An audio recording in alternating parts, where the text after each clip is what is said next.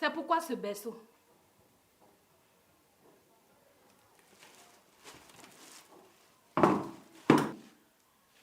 J'espère que ce berceau te permettra d'être fertile. Dadier, qu'ai-je fait pour mériter ce soir, ce midi-là? Dadier!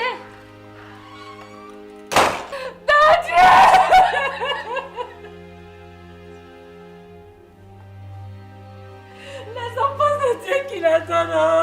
Les enfants, c'est Dieu qui les donne. Il faut dire qu'aujourd'hui, nous avons une mauvaise compréhension du mariage. Dans Genèse chapitre 2, versets 18 à 28, la première raison pour laquelle Dieu a institué le mariage, ce n'était pas la procréation, mais c'est pour répondre aux besoins physiques, émotionnels, les besoins sociaux et spirituels de l'homme.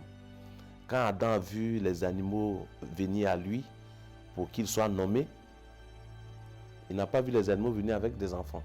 Ils venaient 2 à 2, un mâle et une femelle. Et il a senti que lui aussi il avait besoin de quelqu'un, une compagnie également pour l'accompagner. Et c'est de là que Dieu a dit, il n'est pas bon que l'homme soit seul. Mais aujourd'hui, cette bénédiction que Dieu a ajoutée sur le mariage, allez multiplier, vous soyez féconds. Le péché est venu perturber cela. Donc aujourd'hui, cette bénédiction ne peut plus être universelle. On peut être marié aujourd'hui et puis ne pas avoir des enfants. Donc à cause du péché, les foyers ne sont plus équitables du côté de la procréation. Et en Afrique, la pression est un peu trop forte. Parce que dès qu'on se marie, on attend que dans les 6 premiers mois qui vont suivre, que le ventre de madame pousse.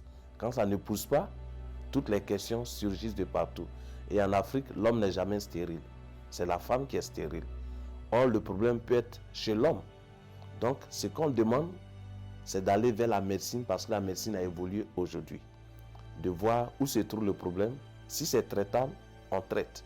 Et il y a aussi la connaissance, les naissances in vitro, la science aussi peut permettre que les couples qui ne peuvent pas naturellement avoir des enfants puissent avoir des enfants.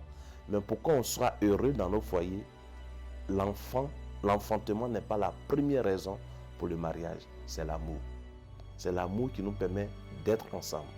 Quand on a tout essayé pour avoir des enfants et qu'on n'a pas pu avoir, que l'amour nous aide à vivre heureux. Parce qu'aujourd'hui, il y a des gens qui ont des enfants, mais qui ne sont pas heureux.